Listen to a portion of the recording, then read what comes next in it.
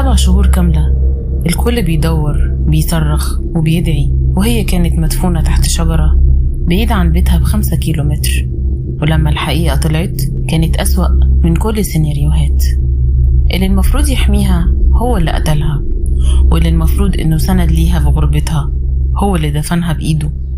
القصة دي مش عن جريمة قتل وبس، دي عن حياة كاملة من الظلم والغدر والرعب، عن صرخة مكتومة محدش سمعها غير كلب بوليسي بيشمشم جوه غابة. إيمان محمد حسن مصرية عندها حوالي 35 سنة، متجوزة من 8 سنين وعايشة في شقة صغيرة في مدينة هادية في جنوب ألمانيا. ما كانتش دكتورة جامعية وبس، دي كانت مثقفة وقوية وعندها 3 أطفال، أصغرهم كان عنده 11 شهر.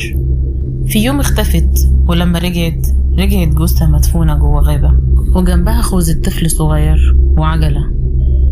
إيمان